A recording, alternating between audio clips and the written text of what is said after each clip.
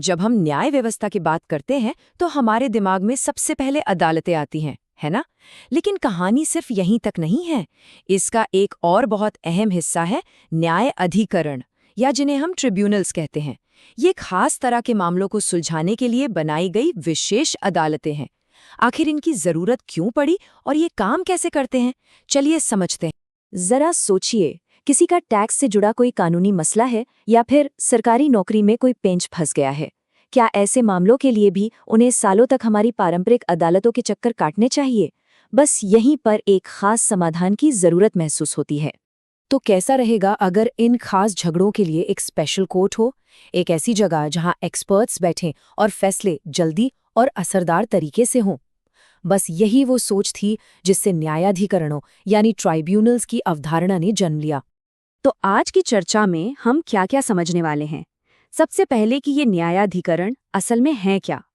फिर हम संविधान के अनुच्छेद 323 ए और 323 बी के तहत इनके दो मुख्य प्रकारों को देखेंगे, इनकी शक्तियों को जानेंगे और आखिर में ये समझने की कोशिश करेंगे कि ये हमारी न्याय प्रणाली में क्या भूमिका निभाते। तो चलिए शुरू करते हैं सबसे बुनियादी सवाल से कि आखिर ये न्यायाधिकरण, ये ट्रिब्यूनल्स हैं क्या? और देखिए, इन्हें मामूली अदालत समझने की गलती मत कीजिएगा। ये संविधान के जरिए बनाया गया एक खास समाधान है। मतलब एकदम आसान भाषा में समझें तो ये एक ऐसी कानूनी बॉडी है जिसे खास तरह के केस सुलझाने के लिए ही बनाया गया है। इसका असल मकसद है कि पारंपरिक अदालतों का बोझ कुछ कम हो और न्याय की रफ्तार तेज हो। और यहाँ एक बहुत दिलचस्प बात है, ये जो ट्रिब्यूनल्स हैं ना, ये हमारे संविधान में शुरू से नहीं थे। इन्हें 1976 में 42nd संशोधन के जरिए जोड़ा गया था ताकि आधुनिक शासन की जो बढ़ती हुई चुनौतियां हैं उनका सामना किया जा सके। संविधान में ट्रिब्यूनल्स के लिए कह सकते हैं कि दो मजबूत पिलर हैं, दो मेन आर्टिकल्स। पहला है आर्टिकल 323A जो एडमिनिस्ट्रेटिव ट्रिब्यूनल से जुड़ा है और दूसरा है आर्टिकल 323B जो दूसरे मामलों के लिए है। तो चलिए पहले प्रकार की बात करते हैं, एडमिनिस्ट्रेटिव ट्रिब्यूनल्स। जैसा कि नाम से ही जाहिर है, ये प्रशासन और सरकारी सेवाओं से जुड़े मामलों के एक्सपर्ट्स होते हैं। ये आर्टिकल संसद को एक बहुत खास पावर देता है और ये पावर सिर्फ और सिर्फ संसद के पास है कि वो सरकारी नौकरियों से जुड़े मामलों के लिए, मतलब भर्ती से लेके सर्विस कंडीशंस तक, जो भी विवाद हों उनके लिए ट्रिब्यूनल बना सकती है। फोकस एकदम क्लियर है, सिर्फ पब्लिक सर्विस। तो फिर इनके दायरे में कौन कौन आता है?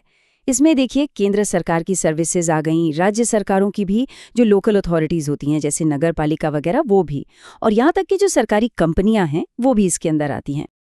अब आते हैं दूसरे टाइप पर, जो आर्टिकल 323B के तहत आते हैं, और यहाँ मामला बहुत बड़ा हो जाता है। इनका दायरा एडमिनिस्ट्रेटिव ट्रिब्यूनल से कहीं ज्यादा फैला हुआ और अलग अलग तरह का है। यहाँ सबसे बड़ा फर्क ये है कि ऐसे ट्रिब्यूनल बनाने का हक सिर्फ संसद के पास नहीं है। अगर मामला किसी राज्य के अधिकार क्षेत्र का है तो वहाँ की विधानसभा भी इसके लिए ट्रिब्यूनल बना सकती है। तो किस किस तरह के मामले हो सकते हैं इसमें? सबसे पहला और बड़ा उदाहरण है टैक्स से जुड़े मामले। टैक्स लगाना हो, उसकी वसूली हो, सब कुछ। इसके अलावा इंडस्ट्रीज और मजदूरों के बीच के जो झगड़े होते हैं वो भी इसी में आते हैं। फिर जमीन से जुड़े मामले भी हैं, जैसे लैंड रिफॉर्म्स हो गए या शहरी संपत्ति से जुड़े कानूनी मसले।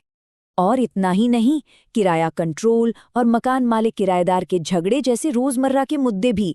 तो अब आप अंदाजा लगा सकते हैं कि इसका दायरा कितना कितना ज्यादा बड़ा है। तो हमने ये तो देख लिया कि ट्रिब्यूनल्स कितने तरह के होते हैं, लेकिन अब सवाल ये उठता है कि संविधान इन्हें असल में कौन कौन सी शक्तियां देता है। चलिए इनके कॉन्स्टिट्यूशनल टूलकिट पर एक नज़र डालते हैं। मतलब ये जो स्पेशल कोर्ट्स हैं ये असल में कर क्या सकती हैं? संविधान ने इन्हें असरदार तरीके से काम करने के लिए कई ज़रूरी पावर्स दी हैं। जरा इस स्लाइड पर गौर कीजिए। संविधान इन्हें अपनी प्रक्रिया, अपने रूल्स खुद बनाने की पूरी आज़ादी देता है, जिससे ये काफ़ी फ्लेक्सिबल हो जाते हैं। ये अपने फैसलों की अवमानना के लिए सजा भी दे सकते हैं, बिल्कुल किसी कोर्ट की तरह। और सबसे अहम बात, ये अपने खास एरिया में दूसरी अदालतों के दखल को रोक सकते हैं ताकि किसी भी तरह का कोई कंफ्यूजन न रहे। अच्छा, इन सारी शक्तियों को जब हम एक साथ रखकर देखते हैं तो एक बड़ा सवाल खड़ा होता है, क्या ये ट्रिब्यूनल्स एक तरह से हमारी न्याय व्यवस्था के समानांतर एक पैरेलल सिस्टम बन गए हैं? चलिए इस बड़ी तस्वीर को समझने की कोशिश करते हैं। देखिए, संविधान में इन्हें बनाने का मकसद तो बिल्कुल साफ था। मामलों का तेजी से निपटारा हो, काम असरदार तरीके से हो और जो भी फैसले आए उन्हें सख्ती से लागू किया जा सके, यानी एक्सपर्ट नॉलेज के जरिए न्याय की रफ्तार को बढ़ाना।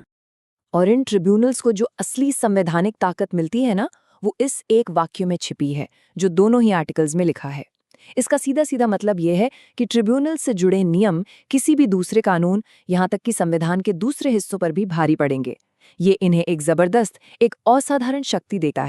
तो घूम फिरकर सवाल वही है, क्या ये सिस्टम खास मामलों में न्याय देने का एक कामयाब तरीका है या फिर खुद ही एक उलझावा जाल बन गया है?